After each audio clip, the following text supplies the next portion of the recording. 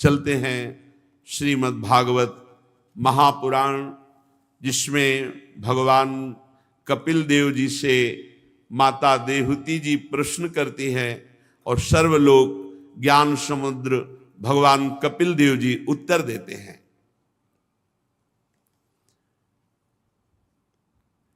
भगवान ने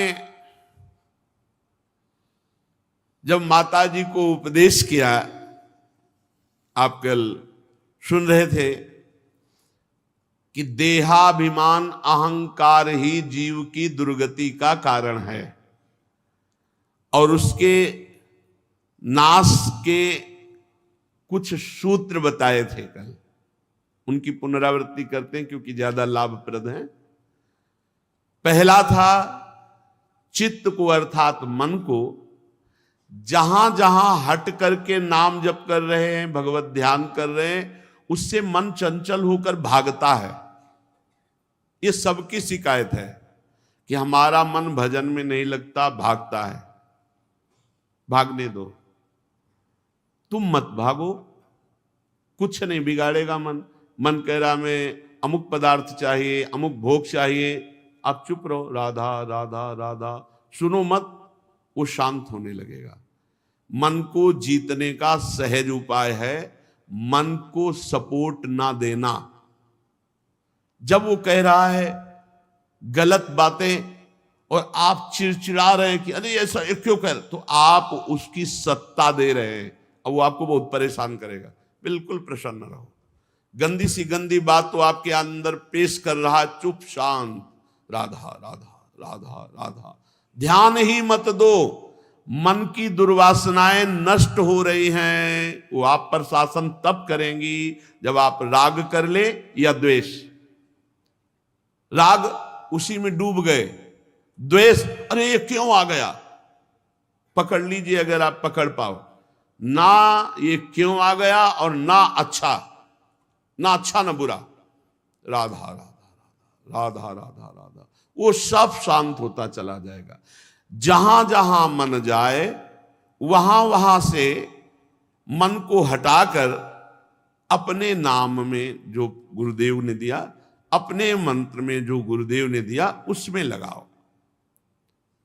दूसरा, मेरी कथा एकाग्रता पूर्वक श्रवण करो और उसका मनन करो, और जो उपदेश सुना है, मनन किया, उसको आचरण में उतारो।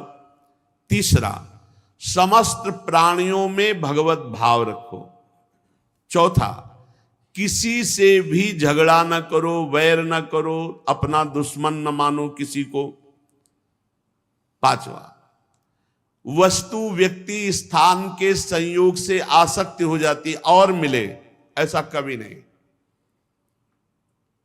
साधक को चाहिए अच्छा भोजन, कोई प्रशंसा नहीं, रूखा सूखा कोई उदासी नहीं, नहीं मिला कोई परेशानी नहीं। वही एक स्थिति होनी चाहिए जो अच्छा स्वादिष्ट पकवान, खूब बढ़िया भोजन, वही स्थिति होनी चाहिए। रूखा सूखा वही होनी चाहिए भूखे रहने में, ना मिलने पर भी वही स्थिति। आसक्ति का त्याग, अपने साधु भाषा में कहा जाता है, कभी घी घना, कभी मुट्ठी भर चना, कभी वो भी ना बना, लेकिन हमारा मन शांत रहेगा क्योंकि किसी वस्तु व्यक्ति से आसक्ति नहीं की। और छठा, ब्रह्मचर्य। सातवां, प्रपंच की बात ना करने की धारणा में मौन। और अगला, भगवान को अर्पित किए बिना ना पानी पीना है, ना अन्न पाना है, ना कोई वस्त्र पहनना, सब भगवत प्रसादी करके। एकांत में रहने का स्वभाव, शांत स्वभाव, सबके प्रति मित्र स्वभाव, दयालु स्वभाव, धैर्यवान, ऐसे उपासक का अहंकार गलित हो जाता है। और जब उसे तत्व ज्ञान प्राप्त हो जाता है तो देह और देह संबंधी स्त्री पुत्र घर परिवार आदि की जो ममता है अज्ञान के कारण, वो नष्ट हो जाती है और सब में वो तत्व दर्शन करता है।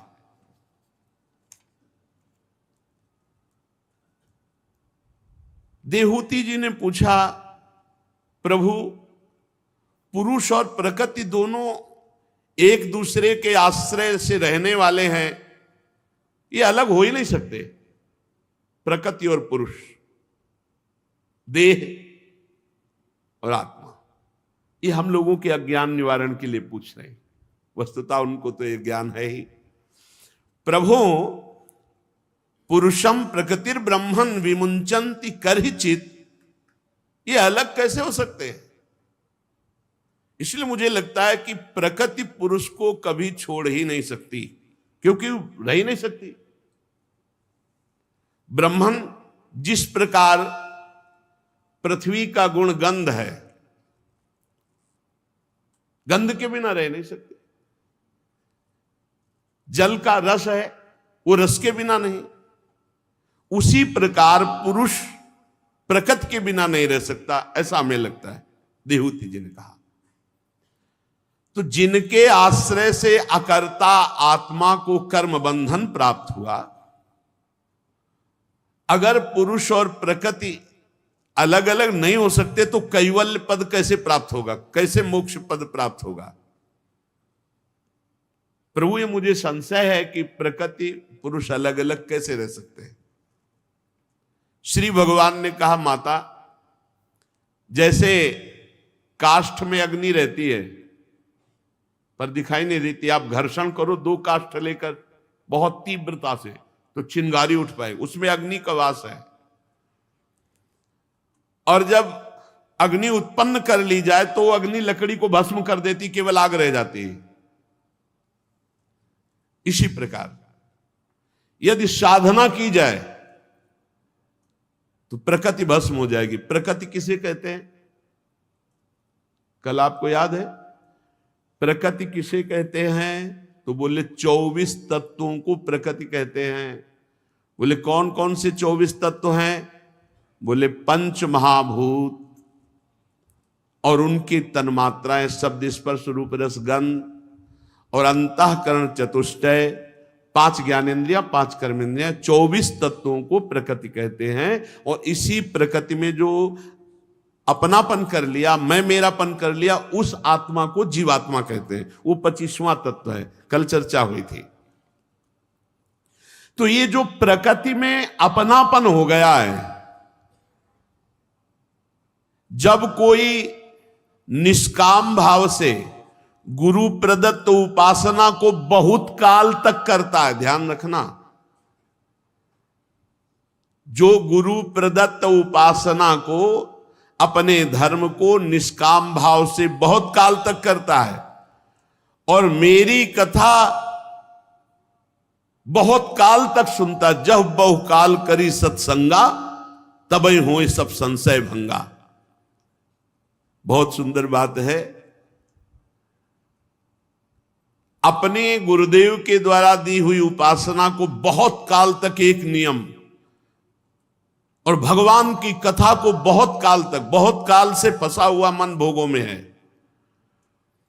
तब उसके अंदर तत्व चिंतन चलता है।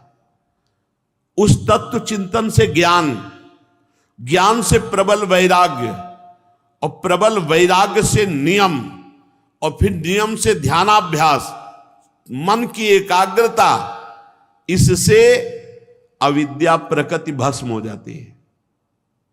गाढ़ चिंतन भगवान का, शरीर का चिंतन छूटा, खत्म।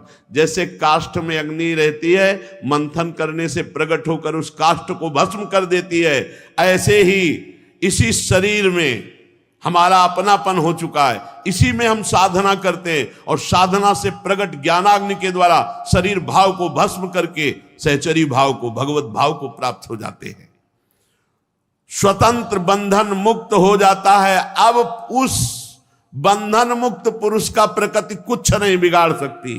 किसका? जिसने गुरु प्रदत्त साधना बहुत काल तक की, बहुत काल तक सत्संग सुना, फिर उससे प्राप्त तत्व चिंतन सब में प्रभु है। इस तत्व चिंतन से बढ़ा हुआ ज्ञान, ज्ञान से दृढ़ वैराग्य, वैराग्य से अपने इष्ट में एकाग्रता, और एकाग्रता से तन्मयता, तन्मया। अब इष्ट में तन्मय तो भस्म हो गया देह भाव। अब ऐसे जिसका देह भाव नष्ट हो गया, भाव देह को प्राप्त हुआ है, उसको अब प्रकृति दोबारा कभी अधीन नहीं कर सकती।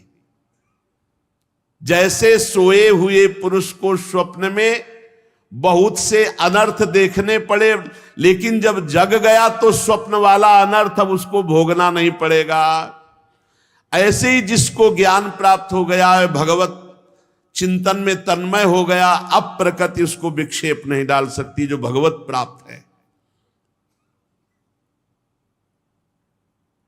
जिसे तत्वज्ञान हो गया है या जिसका मन निरंतर भगवान में रम गया है, इन दो को प्रकृति कुछ नहीं बिगाड़ सकती। लेकिन बहुत कठिन है। अनेक जन्मों, भगवान के अनेक जन्मों से बहुत समय तक हमारा चिंतन भोगों में रहा है, शरीर में रहा है, संसार में रहा है। अब इस चिंतन को पलट करके आत्मस्वरूप में या भगवान में लगाना बहुत कठिन है। अगर लगा लिया तो ब्रह्मलोक पर्यंत समस्त भोगों से वैराग्य प्रदान करने वाला ज्ञान प्रकट हो जाएगा चिंतन से। महाधैर्यवान भक्त, जब धैर्यवान शब्द इसीलिए कि लंबे समय तक नियम से रहना है, लंबे समय तक सत्संग सुनना है, लंबे समय तक अच्छे आचरण करके अपने स्वधर्म का पालन करना है, तब मेरी कृपा से उसे तत्व ज्ञान प्राप्त होता है। फिर उसके तीनों देहों का राग भस्म हो जाता है। फिर योगी ऐसे परम पद पे पहुंचता है जहां से लौट कर नहीं आना होता। माता जी, यदि मेरा भक्त चाहे तो उसे अणिमादिक सिद्धियां प्राप्त हो जाती है, किसी और साधन की जरूरत नहीं है। जहां मृत्यु की भी दाल नहीं गलती, वो मेरा अविनाशी परम पद सहज में प्राप्त हो जाता है जो मेरी भक्ति करता है। माता जी ने पूछा कि योग के कितने अंग होते हैं, पीछे पूछा था, उसका स्वरूप क्या है? भगवान कपिल देव जी ने कहा, योगस्य लक्षणम वक्षे सबीजस्य नृपात्मजे मनो ये नैव विधिना प्रसन्नम याति सत्पथम।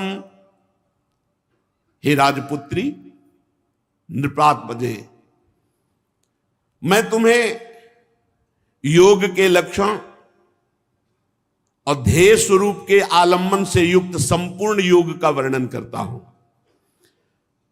जिसके द्वारा चित्त शुद्ध होकर परमात्मा में प्रवृत्त हो जाता है।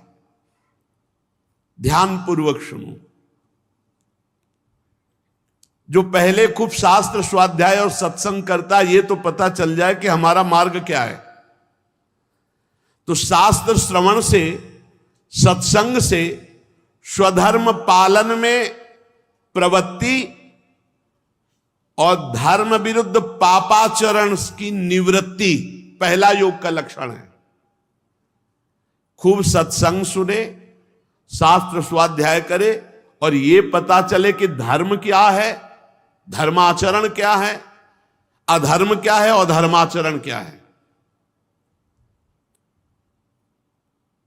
धर्माचरण में प्रवृत्ति और अधर्माचरण में निवृत्ति, ये शास्त्र स्वाध्याय और सत्संग से पता चलता है। संसार के बंधन छुड़ाने वाले धर्मों में प्रेम और संसार में फंसाने वाले कर्मों से निवृत्ति। योग के लिए पहली आवश्यकता, शास्त्र स्वाध्याय सत्संग से इतना ज्ञान हो जाना चाहिए कि धर्माचरण किसे कहते हैं, धर्माचरण किसे कहते हैं।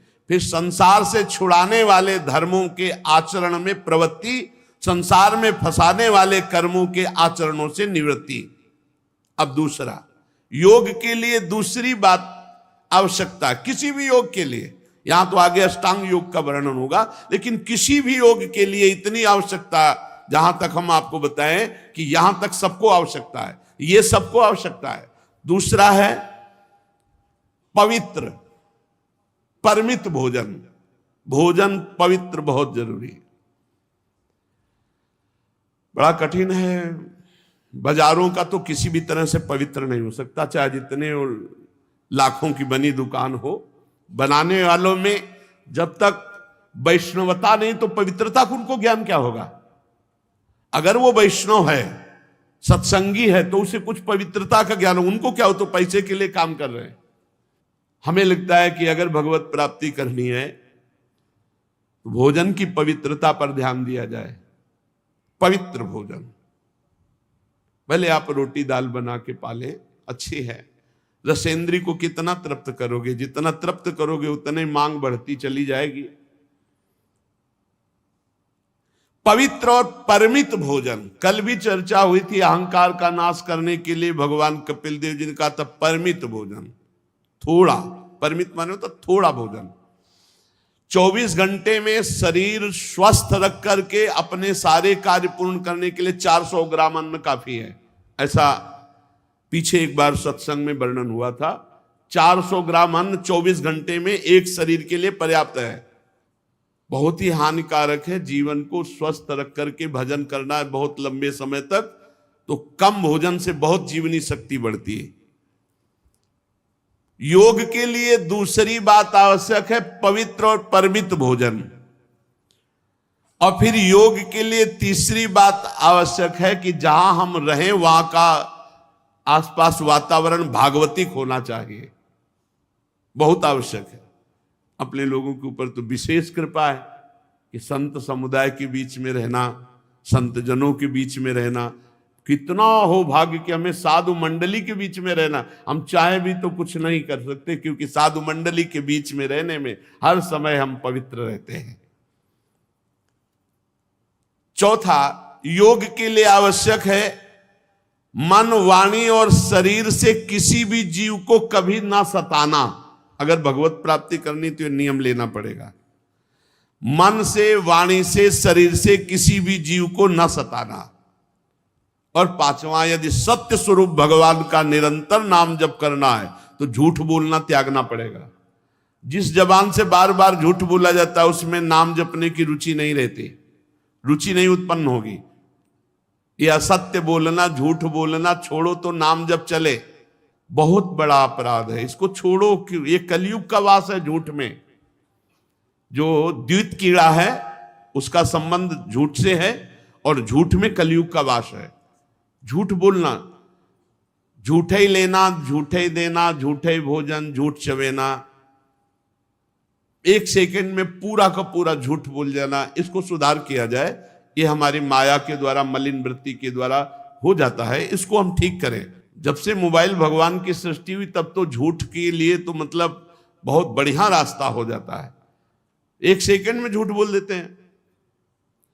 हाँ, अभी तो नहीं मिल पाएंगे क्योंकि हम आज तो अमुक जगह आए हुए हैं, आगरे आए हुए हैं, वहीं बगल की गली में आगरे आए, आज तो नहीं मिल सकते। ऐसे ऐसे झूठ बोले जाते हैं जो बिल्कुल, मोबाइल का प्रयोग बहुत लाभदायक भी है। सत्संग है, स्तोत्र है, बहुत बार हम सुनकर उसका लाभ ले ले, और बहुत कुसंग भी है मोबाइल से, तो कुसंग का त्याग करके सत्संग स्वीकार करें। झूठ बोलना छोड़ने पर योग जागृत होता है। झूठ बोलने वाला योगी नहीं हो सकता, योगी कभी झूठ बोल नहीं सकता। व्यवहार की प्रधानता रखने पे झूठ हो जाता है, परमार्थ की प्रधानता पे डर लगता है झूठ नहीं बोलना। जब व्यवहार की प्रधानता होगी तो झूठ बोलने में। और किसी की किसी भी वस्तु की चोरी न करें।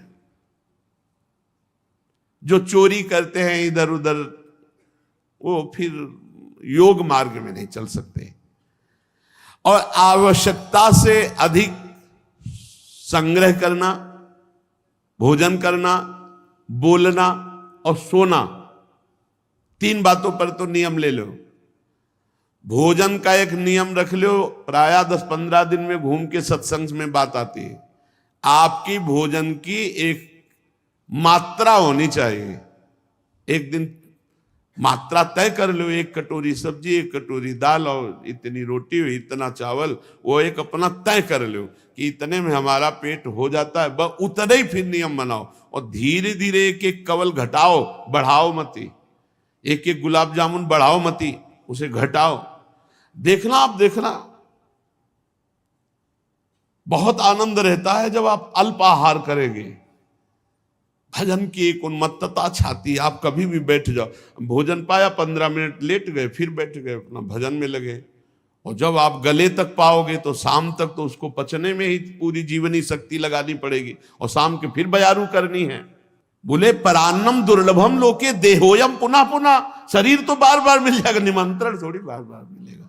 हाँ, परान्नम दुर्लभम लोके, जहां लिखा है दुर्लभो मानुषो देहो भजन के लिए, तो वहां जो भंडारा खाने में स्वाद और नाना प्रकार के पदार्थों में स्वाद आता है निमंत्रण में, तो वो कहते परान्नम दुर्लभम लोके देहोयम पुनः पुनः, शरीर तो बार बार मिल जाएगा यार, निमंत्रण बार बार कहां मिलता है।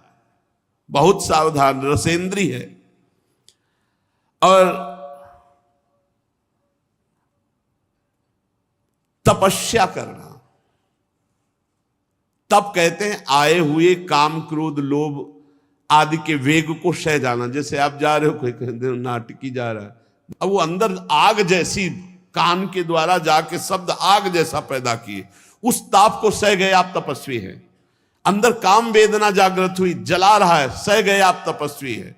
अंदर जो वेग आते हैं, काम के वेग, क्रोध के वेग, लोभ के वेग, इनको सह जाना तपस्या कहते हैं। तपस्या का मतलब ऐसा कुछ नहीं कि कपड़ा लत्ता उतार फेंक दिया तो तपस्वी, या आग के बीच में ताप रहे। बाहरी आग तापने में सहन कर सकते हो, लेकिन अंदर की आग सह जाए वही तपस्वी जी, जो अंदर के विकारों के वेग को सह जाए। बाहर और भीतर से पवित्र रहना सीखे। छल कपट आदि का त्याग भीतरी पवित्रता, और जल और मिट्टी से बाहर की पवित्रता।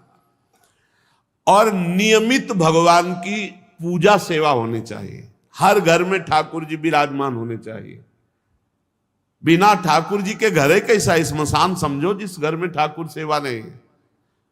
जिस घर में ठाकुर सेवा नहीं वो घर है। जिस घर में भक्ति नहीं, नाम कीर्तन नहीं होता, भगवान की कथा नहीं होती, भगवान की आरती पूजा नहीं होती, तो उसमें मुर्दे ही तो रहते हैं। जिन हरि भगति हृदय नहीं आनी, जीवित सौ समानते प्राणी, तो वो मुर्दा जहां तो स्मशान ही तो हुआ। ठाकुर जी विराजमान, कितना सुंदर होता है जब किसी घर में जाए, कहाँ है आपके ठाकुर जी, बढ़िया सिंहासन में ठाकुर जी विराजमान, उनका भोग लग रहा है, उनकी आरती हो रही, उनकी कथा हो रही, परिवार के सदस्य बैठकर कुछ मिनट कीर्तन कर रहे हैं। अहो भाग्य, वो गृहस्थी धन्य है जिनके घर में ठाकुर जी विराजमान है, जिनके घर में आरती पूजा। हे माता, वाणी का संयम उत्तम तप है। मौन व्रत, 1 मिनट में किसी की निंदा कर देगी, किसी की अवहेलना कर देगी, किसी की प्रशंसा कर, इसको बहुत शासन में रखना चाहिए। इसमें 2 इंद्रिय, एक रसेंद्रिय है खान पान वाली, और एक वाकेंद्रिय कर्मेंद्रिय जो बोलने का काम करती। ये जिह्वा बहुत संभाल ले। हमारे संतों ने कहा है कि अगर 10 इंद्रियों में 1 इंद्रिय काबू में हो गई, रसेंद्रिय, तो 9 काबू में हो गई, और रसेंद्रिय काबू में नहीं तो फिर और काबू। बहुत संभाल के इसको 2 प्रकार से ठीक करो। 2 इंद्रियां हैं, एक रसेंद्रिय, एक वाकेंद्रिय। पहले यही द्वारा इसे कब्जे में ले।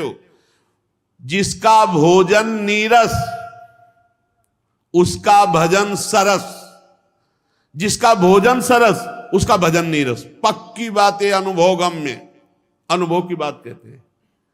पहले भोजन पर सुधार करो। संसार में अच्छे अच्छे कहने आने वाले पदार्थ जब परोसे जाएं तो अब विरक्त हो, जो मिलेगा पाएंगे, बहुत कम मात्रा में लीजिए।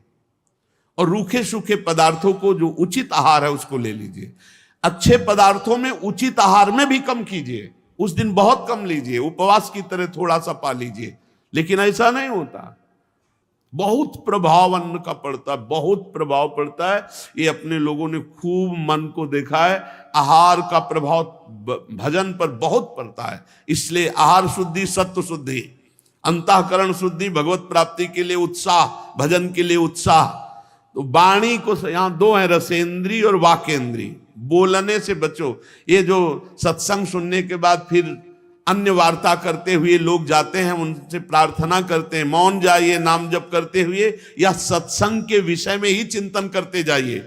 ये सत्संग सुनाओ, इसके बाद फिर प्रपंच की वार्ता करते हुए जा रहे हो, ये ठीक नहीं है। सत्संग का विस्मरण हो जाएगा। पूज्य स्वामी श्री नारदानंद सरस्वती नैमिषारण्य में जब सत्संग करते थे तो सत्संग के बाद 1 घंटा समय देते थे सबको। सब एकांत बैठो, ब्रह्म चिंतन करते हुए मनन करो, आज क्या योग वासिष्ठ का आज क्या वेदांत का सत्संग हुआ। बड़ा गूढ़ सत्संग होता है वेदांत का और योग वासिष्ठ आदि का। तो वाणी का संयम बहुत आवश्यक है। हम कहते हैं कि जड़ मौन मत लीजिए, ये वृंदावन धाम है, यहां राधा राधा से बढ़कर मौन नहीं है। जब आपको नाम कीर्तन करना हो तो वाणी खोलिए, जब आपको पद गायन करना हो तो वाणी खोलिए, जब आपको भगवत चर्चा करनी हो तब वाणी, अन्यथा मौन रहिए। वाणी का संयम। अब योग के लिए जो अत्यंत आवश्यक है वह है आसनों का उत्तम अभ्यास। उसे हर योग में इसका, चाहे वो भक्ति योग हो चाहे ज्ञान योग हो, कम से कम 2 घड़ी तो एक स्थिति में बैठने का अभ्यास बना ही लेना चाहिए। 2 घड़ी कहते हैं 48 मिनट। सिद्धासन, पद्मासन, सुखासन। सुखासन तो एकदम साधारण समझो, जैसे ऐसे बैठे ऐसे सुखासन, पलथी मार के। और नहीं, नौजवान साधकों को तो बैठना ही चाहिए पद्मासन और सिद्धासन में। कथा सुनने के लिए भी बैठे तो सिद्धासन में बैठे हैं।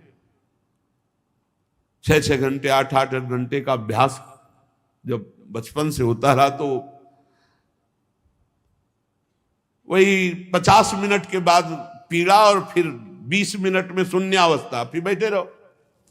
मतलब 1 घंटा 10 मिनट अगर आप पद्मासन से गए तो फिर बैठे रहो 2 घंटे 2.5 घंटे 3 घंटे 4 घंटे, जैसा तुम एकाग्रता अपनी कर। वो आनंद साय मचता है। कभी करके देखना हमारी बात है। साय मचता है, एकदम राउंड राउंड मंत्र हो रहा दिमाग में, एकदम वो अद्भुत आनंद जो वाणी के द्वारा बताया नहीं जा सकता। 2.5-3 घंटे के बाद शरीर शून्य एकदम, और भगवत मंत्र में या रूप में या अपने ध्येय में पूर्ण तन्मयता। ये जीवन के लाभ है। ये रसगुल्ला हलवा थोड़ी लाभ है, तो सब जीव खा रहे, निद्रा भय आहार मैथुन ये सब जीव भोग रहे। कितनी देर बैठ सकते हो आसन में? आप लोग देखिए, पद्मासन, सिद्धासन, सुखासन, बिना हिले 48 मिनट तो ऐसे बैठा जा सकता है। जिनका शरीर बहुत रोग ग्रसित हो बात तो अलग है। अभी आप लोग सब नौजवान हैं, अधिकतर साधक तो हमें लगता है 1-1.5 घंटा तो बैठने का अभ्यास साधनों में होना ही चाहिए। कि हम जो साधन कर रहे हैं, अच्छा वाणी पाठ ही कर रहे हैं तो पद्मासन लगा के बैठे, वाणी पाठ एकदम सीधे से। इंद्रियों को वश में करने वाला, मन को वश में करने वाला, शरीर को वश में करने वाला, स्वभाव पवित्र, चरित्र उत्तम, सतरति सतरति सा लोकांतारते। उपासना में अपने तन मन को अधीन न किया तो उपासना का है कि भाई। एक उपासक कह रहे थे कि हम जब समाज में व्यवहार में जाते हैं तो बड़ा विक्षेप होता है। बाहर से कहीं से आए थे, उनका कच्चा हो अभ्यास। 1 मिनट में भरी सभा में, 1 मिनट में शून्य, खत्म। अब आप बोलो हल्ला बचाओ तो चिड़ियां चहचहा रही। लक्ष्य पे स्थित अभ्यास योग युक्तेन चेतसा नान्यगामिना। एक ऐसे परमार्थ थोड़ी होता है भरी बाजार में समाधिस्थ हो जाए, भरी बाजार में अपनी इंद्रियों को ब्रह्मागार वृत्ति में एकदम डुबो दे, तब तो कुछ कमाई हो रही है। हम आए हैं 3 दिन से भोजन नहीं मिला, लेकिन भगवदाकार वृत्ति में कोई अंतर नहीं पड़ा, इसमें आए हैं। हमें पूरा जगत उपहास करे, अपमान करे या सम्मान करे, हमें इससे कोई फर्क न पड़े, हमारा भजन चलता रहे। आसनों का अभ्यास।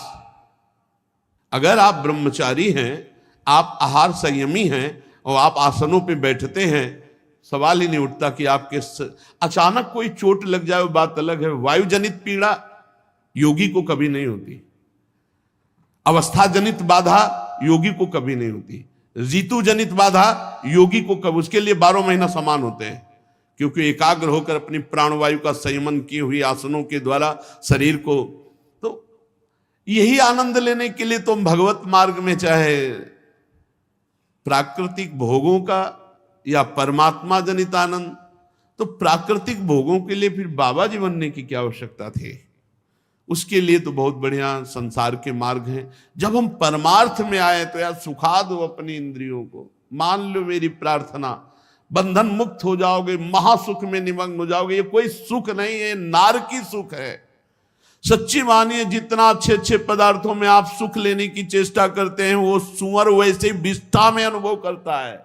जैसे आप अच्छे अच्छे गद्दा में सोने की चेष्टा, वो कीचड़ में वैसे ही सुख लेता है। जैसे आपको बच्चे प्रिय से उसको बच्चे प्रिय, कोई अंतर नहीं। अंतर इतना है, वो भजन करके भगवत प्राप्त नहीं हो सकता। आप मन को एकाग्र करके परमात्मा चिंतन से भगवत प्राप्ति कर सकते हैं।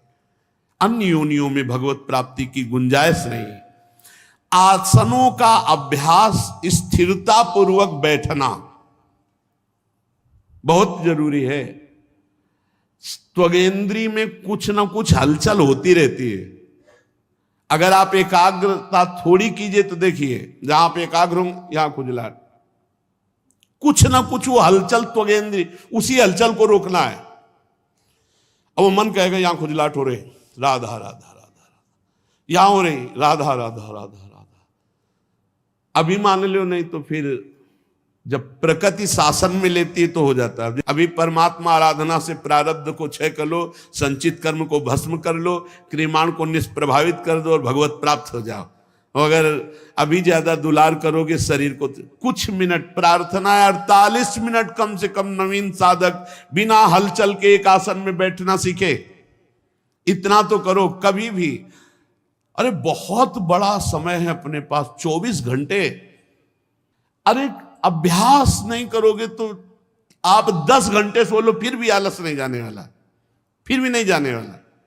भगवान कपिल देव जी कहते हैं प्राण वायु का संयमन करना वैसे बहुत सुखद है भजन के लिए। निरंतर नाम चलाने के लिए प्राणवायु का संयमन बहुत। और हम आपसे कह रहे हैं, इसमें भक्ति योग के लिए हम कठोर प्राणायाम का आदेश नहीं करते, पर इतना तो होना चाहिए। जैसे आप नाम जप कर रहे, धीरे धीरे नाम जप करते हुए ऊपर श्वास लेते जा रहे, अधिक से अधिक नाम जप करते हुए। हम बिल्कुल पकड़ने की बात एक भी नहीं कह रहे, और ये सब अनुभूत हम बातें कह रहे हैं। अपने तो प्राणायाम का अनुष्ठान गुरुजनों के सामने नैष्ठिक ब्रह्मचर्य में हुआ था। संन्यास मार्ग में योग प्रधान मार्ग होता है। धीरे धीरे नाम या मंत्र जपते हुए ले जा, बिल्कुल नहीं पकड़ रहे, बस बंद कर लिया, नाम जप कर रहे, जितना छक के नाम जप, फिर धीरे से छोड़ दिया, फिर श्वास निकाल दी, फिर श्वास नाम जप करते हुए। देखो अभी अभी आपका मन एकाग्र हो जाएगा, भागना बंद कर देगा। ये आंतरिक कुंभक और एक बाह्य कुंभक है। श्वास छोड़ दी नाम जप करते हुए, अब ली नहीं, बंद कर ली।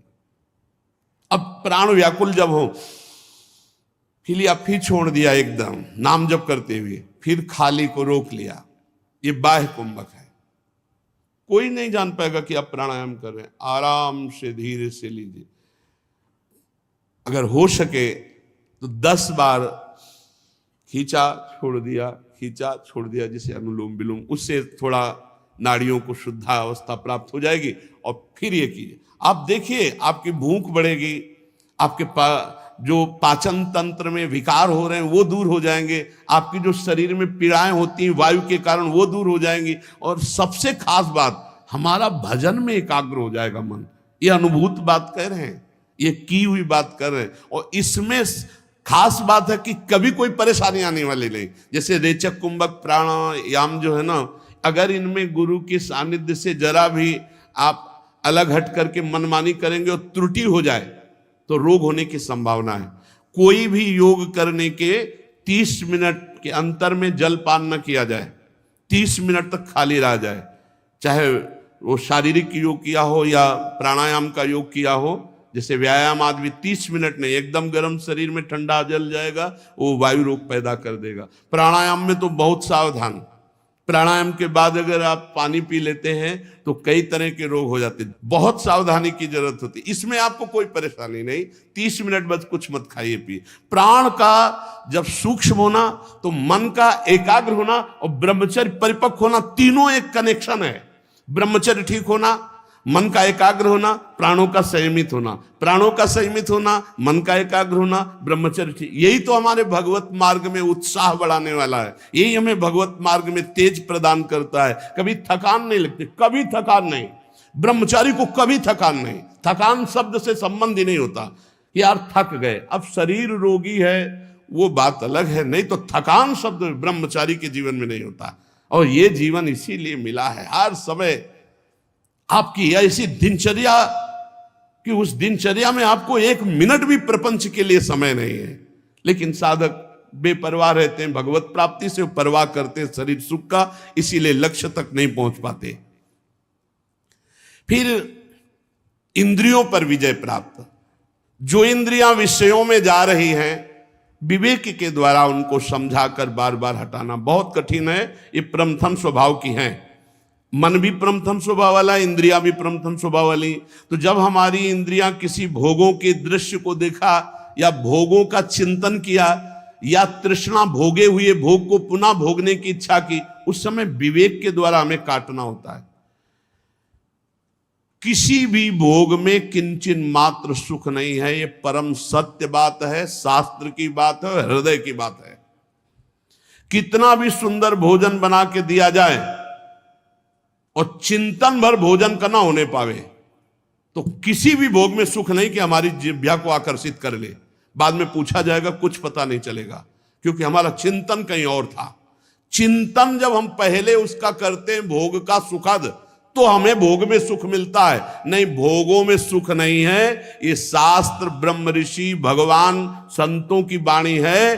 भोगों में सुख नहीं, सुख तो भगवान में है, प्रभु में है। ये मिथ्या भोगों में सुख नहीं है। इंद्रियों को समझाओ नहीं, पूरा जीवन व्यतीत हो जाएगा और नष्ट कर देंगी। विषयों से हटाकर अपने लक्ष्य में बार बार लगाना मन और इंद्रियों को, यही साधना है। मन और इंद्रियों का स्वभाव है प्रकृति की तरफ जाना। मना कष्टान इंद्रियाणि प्रकृति स्थान कर्षति, और साधक का स्वभाव है इनको परमात्मा में लगाना, बस इतना ही बात है। संसारी पुरुष की सिद्धांत इंद्रिया मन ये सब भोगों में जाएंगे स्वाभाविक, और साधक का भोगों से हटाकर परमात्मा में लगाना, यही तो साधना है। और किस बात की साधना है? मन को अपने लक्ष्य पर केंद्रित रखना, अपने लक्ष्य पर लगाए रखना, और भगवान की लीला चरित्रों को सुनकर उनका चिंतन करना, और व्रतादि साधन भी करना। इससे बड़ा लाभ मिलता है। जैसे बहुत से भाग्यशाली जन व्रत अनुष्ठान करते हैं, करना चाहिए। हम कहते हैं और कोई व्रत की भावना ना हो तो कम से कम हाथों को 15 दिन में एक दिन के लिए फुर्सत तो दे दो, एक दिन के लिए फुर्सत दे दो, एक दिन भोजन छोड़ दो, थोड़ा जल आदि के द्वारा निर्वाह करो। महीने में 2 दिन तो रखो, ऐसे कोई भी रख लो, पूर्णिमा अमावस्या रख लो, एकादशी रख लो, द्वादशी रख लो। हमारा लक्ष्य है भगवत भजन, हमारा लक्ष्य है भगवत प्राप्ति। जो ये व्रत है इनसे हमें जीवनी शक्ति बढ़ती है। ऐसा ना समझे कि इनसे कमजोरी आती है। आप देख लीजिए, 15 दिन में एक दिन भोजन छोड़ दीजिए, कोई दिन ऐसे स्वाभाविक छोड़ दीजिए। भगवान नाम जापक के लिए हर दिन भगवत स्वरूप है, हर तिथि भगवत स्वरूप है, हर समय मंगल स्वरूप है। उसके लिए कोई ज्यादा, कोई बड़ा, कोई घटा, ऐसा नहीं। हर समय जब एक रस भगवत भजन चलता है ना, तो तिथि वार ग्रह नक्षत्र ये सब बराबर हो जाते हैं। हमारी हर तिथि अक्षय तृतीया है, क्योंकि जो अक्षय है भगवान का नाम, भगवान का स्वरूप, उसी में हमारा चित्त लगा है। हर मिनट हर घड़ी अक्षय है, क्षय उनका है जो संसार का चिंतन करते हैं। अगर 15 दिन में हो सके तो एक दिन भोजन छोड़ना सीख लो। अगर ऐसा ना हो तो सुबह बाल भोग करके छोड़ दो और अगले दिन राजभोग करो, ऐसा कर लो। नहीं, एक दिन पानी से चला लो काम, और ये कोई जान ना पावे। है ऐसे उपासक कई कई दिन जल पर रह गए और बाद में कोई जाना नहीं। वो जब अपने परिचय तो फिर बहुत अच्छा लगा, हृदय से आशीष निकलता है। हाँ, सचेष्ट साधक हो आप, ऐसे चलो गुप्त चुपचाप। अगर कोई पूछे भी तो हाँ, थोड़ा भी उधर में शाम टाइम देख लेंगे, जैसा प्रभु प्रेरित करेंगे। ये साबित ना होने पाए कि आप ऐसा कर रहे हो। और ऐसा भी व्रत ना रहे कि बोले व्रत है, बहुत प्रकार के पकवान बना के, कूटू और सिंघाड़ा और ये वो, इसका खीर, सवा के चावल का खीर, कूटू के पूड़ी पकौड़ा, ये सिंघाड़ा का हलवा, मत रहो व्रत, रोटी दाल पालो, मत रहो ऐसे। एकादशी रहना है तो सुबह से शाम तक भजन करो, 4 बजे कुछ ले लो, कुछ फल दूध जल, जिससे एक बार 24 घंटे में सुबह से ये नाश्ता वो फलाहार ये फलाहार, इससे बढ़िया है रोज से तो अच्छा वही है। ऐसे अरहर की दाल और रोटी मिलती है, और वैसे कितने पकवान मिलते हैं। ऐसे पकवान वाले व्रत नहीं, ऐसे पकवान वाले व्रत नहीं जिनमें हमारी वृत्ति रसेंद्री में प्रधान भाव रख करके विचरण करे, उसे व्रत नहीं कहते। इसी को मारने के लिए तो हम व्रत रहे, रूखा सूखा। एक आध सेव ले लीजिए, थोड़ा दूध ले लीजिए, आप मरोगे नहीं। एक दिन भोजन नहीं करोगे तो मरोगे नहीं, अमरत्व की तरफ बढ़ोगे। लेकिन व्रत भी आजकल लोग जो है ज्यादा आहार वाला ही करते हैं। हम धन्यवाद उन व्रत को देते हैं जो कोई जान न पावे और कोई व्यवस्था नहीं, 24 घंटे में एक बार थोड़ा सा कुछ भोग लगा के ठाकुर जी को पाले। बोले हमारे ठाकुर जी भूखे ना रहे। ठाकुर चलो बड़ी श्रद्धा है, बनाओ पकवान, भोग लगाओ, इसके बाद बांट दो। स्वामी हरिदास जी उत्तम भोग लगाए, मोर मरकट को सेवाएं। सुबह से शाम तक खूब 56 भोग लगाओ और ब्रजवासियों को पवाओ, गऊओं को पवाओ, बंदरों को पवाओ, अन्य जीवों को पवाओ। तुम बस जरा सा किनका ले लो तो हम माने। गेट खुलेगा नहीं, अंदर ही बर्बाद नहीं होना है, शाम के भी दबा के पाना है, और व्रत भी हम है। ऐसे व्रत के लिए भगवान कपिल देव जी नहीं कह रहे। व्रत का अनुष्ठान करने से बहुत आनंद मिलता है, जीवनी शक्ति बढ़ती है, भगवत भजन में बहुत बड़ी वृद्धि होती है। हमने देखा है इसको, बहुत बड़ी वृद्धि। जब गायत्री अनुष्ठान था तो गुरुदेव जी की आज्ञा से कई वर्ष अन्न नहीं पाया गया। फलाहार में, वो गांव के फलाहार में क्या होता, उबली हुई आलू या गुड़, या बहुत बहुत कृपा हो गई तो दूध सेव संतरा, तो साल 2 साल में कभी कोई आ जाए गंगा किनारे, बड़ा आनंद, गंगा जल पी के थोड़ा गुड़ आदि थोड़ा। और प्राणायाम जो है ना भूख की पीड़ा होने देता है, ना शरीर को कमजोर होने देता है। ये 2 चीजें हमने पकड़ी। प्राणायाम ना भूख की पीड़ा होने देता है, ना शरीर को कमजोर होने। दिनचर्या वैसे ही, और तेजोमय दिनचर्या, प्राणवायु का संशोधन, प्राण बहुत बलवान हो जाते हैं। जितना स्थूल प्राण होते उतना कमजोर हो जाते हैं, और जितना सूक्ष्म प्राण होते हैं उनमें तेज होता है, भागवतिक तेज होता है। चित्त को सदैव एकाग्र करके परमात्मा में लगावे। हे माता जी, भगवान के चरण कमलों का ध्यान करना चाहिए। स्थिर आसन पर बैठकर प्राणवायु संशोधन करके, इंद्रियों को विषयों से हटाकर, वाणी को मौन, मन को निसंकल्प और परमात्मा चिंतन में। अब देख रहे हैं अपने भगवान के चरणारविंद। पहले तलवे से शुरू करते हैं। भगवान के श्री चरण के तलवे में वज्र, अंकुश, ध्वजा, कमल, ये मंगलमय चिन्ह है। लाल लाल तलवे हैं, अद्भुत लालिमा भगवान के श्री चरणों से। और भगवान के फिर हम श्री अंगुलियों का ध्यान करते हैं। भगवान के नख चंद्र से अद्भुत तेज प्रकट हो रहा है, और वो तेज हमारे हृदय में प्रकाशित हो रहा है। ये हम ध्यान अपने हृदय में कर रहे हैं। भगवान के सांवले चरणारविंद, लाल लाल अरुणिमा लिए हुए तलवे, जौ, वज्र, अंकुश, ध्वज आदि मंगलमय चिन्ह, कैसी सुंदर अंगुलियां, और उनके कैसे सुंदर नख से अद्भुत कांति, तेज प्रकट हो रहा है। शास्त्रों में तो वर्णन, शास्त्र कोटि सूर्य संप्रभा, सहस्त्र सहस्त्र, हजारों हजारों, करोड़ों करोड़ों सूर्यों के समान भगवान की नख कांति का तेज है। भक्तजन जब ऐसा ध्यान करते हैं तो उनके अज्ञान अंधकार का नाश होकर ज्ञान प्रकाशित होता है। भगवान के चरणों का ध्यान।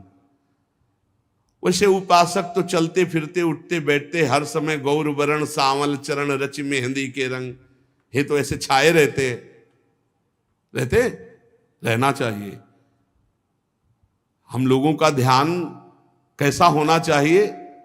पलकन को जैसे अधिक पुतरिन सो अति प्यार, ऐसे श्री राधा वल्लभ लाल के पल पल चरण संभार।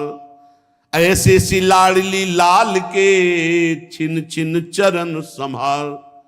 पलकन को जैसे अधिक पुतरिन सो अति प्यार, ऐसे गौर वर्ण सावल चरण रच मेहंदी के रंग, तीन तरुवन तर लुठत रहे रतिजुत कोटि अनंग, अति सुकुमारी लाडली पिय किशोर सुकुमार। दोनों सुकुमार तत्व प्यारी जो प्यारे जो कैसे गलबहियां दिए हुए निकस कुंज ठाढ़े भय भुजा परस्परं, श्री राधा वल्लभ मुख कमल निरख नयन हरिवन। दिखाई नहीं दे रहे आपको? सांवले गौर चरणारविंद आपके हृदय में आज्ञा चक्र में नहीं झलक रहे? गौर वरण सांवल चरण, देखो कैसे लालजू का वाम चरण दाहिने चरण को क्रॉस करते हुए ललित त्रिभंगी, और कैसे गोरे चरणारविंद दोनों पार्श्व में विराजमान। कैसा सुंदर नूपुर, कैसा सुंदर महावर श्री लाडली जी के, कैसे लालजू के सी चरणों में मेहंदी रंगी हुई। यही तो हमारे धन है, यही हमारी सिद्धि है, और यही हमारी साधना है। आठों पहर इन्हीं का चिंतन करना, हृदय के अंधकार को दूर करके अद्भुत ज्ञान प्रकाश। इन्हीं के धोवन से गंगा जी प्रकट हुई हैं, जो त्रिभुवन के पाप का नाश करते हुए महादेव जी के माथे पर विराजमान है। अलकनंदा देवगंगा, मंदाकिनी पाताल गंगा, भागीरथी भूतल गंगा, तीनों लोगों को पाप ताप रहित करती हुई महादेव जी के माथे पे जो विराजमान है, सिर पर जो विराजमान है, वो गंगा जी कौन है? इन्हीं सांवले चरणारविंद का धोवन तो है, जिनके पवित्र जल को मस्तक पर देवाधिदेव महादेव धारण करते हैं। जब कोई श्री भगवान के चरणों का ध्यान करता है तो जैसे इंद्र वज्र का प्रहार करते तो पर्वत चकनाचूर हो जाता है, ऐसे भगवान के चरण कमलों का चिंतन मात्र पहाड़ के पहाड़ पाप को नष्ट करके आनंद प्रदान करता है। माता जी फिर भवभयहारी अजन्मा श्री हरि के चरणों से ऊपर की तरफ बढ़ते हैं ध्यान में, फिर पिंडलियों का ध्यान करते हैं, फिर घुटनों का ध्यान करते हैं, फिर विश्व विधाता ब्रह्मा जी की माता सुरवंदिता कमल लोचना लक्ष्मी जी अपने कर कमल से जो दबा रही हैं भगवान के उन जंघादेश का चिंतन, ऐसे चरण दबा रहे। फिर भगवान की अलसी के फूल के समान नीलवर्ण और बल की निधि गरुण जी की पीठ पर शोभायमान दोनों सी चरणों का, चरण से लेकर जंघा तक का ध्यान करते हैं। भगवान के फिर नितंब बिंब का ध्यान करते हैं, फिर जो नितंब में पीतांबर बंधा हुआ है वो घुटनों तक ऐसे फहरा रहा है, फिर उस पीतांबर के ऊपर स्वर्णमयी करधनी की लड़ियां जो सुशोभित हो रही कमर में, हम उसका ध्यान करते हैं। फिर संपूर्ण लोकों के आश्रय स्थान भगवान के उदर देश का, फिर नाभि सरोवर का, इसी नाभि से कमल प्रकट हुआ और इसी से ब्रह्मा जी और ब्रह्मा जी से संपूर्ण सृष्टि प्रकट हुई। फिर ऊपर बढ़ते हैं, भगवान के विशाल वक्षा स्थल का चिंतन करते हैं, जहां कौस्तुभ मणि, सुंदर सुंदर रत्नों के हार और श्री जी का निवास, श्री लांछन चिन्ह, नेत्रों को परमानंद प्रदान करने वाला भगवान का वक्षा स्थल। फिर भगवान के गले का चिंतन करते हैं, जिसमें कौस्तुभ मणि विराजमान है। समस्त लोकपालों के आश्रयदाता, फिर भगवान का वहीं से भुजाओं की तरफ चिंतन करते हैं। अजान बाहु लंबी भुजाएं, अभयद भुज दंड मूल पीनंस सानुकूल, अपने भक्तों को अभय प्रदान करने के लिए जिनकी भुजाएं फड़कती रहती, उन भगवान की भुजाओं का ध्यान करते हैं। कंकण आभूषण बहुत उज्जवल तेजमय, फिर भगवान के दिव्य कर कमल में विराजमान महान पार्षद सुदर्शन जी का, फिर भगवान के कर कमल में दूसरे में विराजमान राजहंस के समान पांचजन शंख का, फिर भगवान के एक कर कमल में विराजमान कौमोद की गदा का, और एक में सुंदर पुष्प धारण के कमल धारण किए हुए पद्म, भौरों के शब्द से गुंजायमान बनमाला धारण किए हुए, ऐसे हम श्री भगवान का ध्यान करते हैं। माता जी, जब कोई भक्त बार बार अपने मन को भगवान के ऐसे चिंतन में लगाता है, ध्यान में लगाता है, तो भगवान मुस्कुराते हुए भावना का विषय नहीं रह जाता, प्रकट हो जाते हैं। वो देखता है सुगढ़ नासिका सुशोभित है, मकराकृत कुंडल झिलमिला रहे हैं, एकदम चिकने कपोल मन का हरण करने वाले, काली काली घुंघराली अलकावली मंडित भगवान का मुख, कमल सदस्य चंचल नेत्र करुणा बरसा रहे हैं, अद्भुत भ्रकुटी तनी हुई मुखारविंद मन का अपहरण कर रहे हैं। हृदय की गुफा में भगवान प्रकाशित हो गए। चिंतन करते करते पहले हमारी भावना ध्यान, और अब साक्षात भगवान कृपा से प्रेम भरी मुस्कान से क्षण क्षण उस भक्त को परमानंद प्रदान कर रहे हैं। फिर विपुल प्रसाद की वर्षा करते हुए भगवान हंसते हुए मुस्कुराते हुए, पीछे आपने सुना था भगवान बातचीत करते हैं भक्त से, अब वो केवल भावना नहीं रह गई, वो साक्षात भगवान को देख रहा है। जीव ही ऐसा हो तो अश्रु सागर उमड़ पड़ता है, आनंद अश्रु सागर। अब नेत्रों से अश्रु बह रहे, शरीर में रोमांच है, ध्यान में साक्षात प्रिया प्रीतम विराजमान है। गदगद सुर नैना सजल दंपति रस रहे भीन, इहगति वृंदा विपिन में फिरे प्रेम तनलीन। अपने आराध्य देव का ध्यान करने से हृदय पावन हुआ, आराध्य देव प्रकाशित हुए, मुस्कुराकर जे भी बोले निहाल हो गया। अब जन्म जन्मांतर की बिगड़ी बन गई, अब प्रकृति कभी उसे अपनी तरफ आकर्षित नहीं कर सकती। ध्यान में इतना तन्मय हो गया कि अन्य ना कोई पदार्थ, ना व्यक्ति, ना वस्तु देखने की सामर्थ्य नहीं रह गई। पिय मूरति नैनन बसे, तेहि रस रहे समाए, ये लक्षण सुन प्रेम के और न कछु सुहाए। कुछ नहीं, जड़ चैतन्य कछु नहीं दीखत, जित दीखत तित श्याम खड़े। बिउहल बिकल संभार न तन की, नैना घूमत रूप भरे।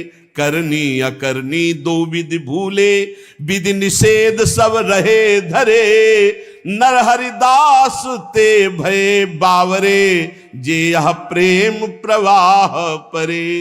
पिय मूरति नैनन बसे, तेहि रस रहे समाए।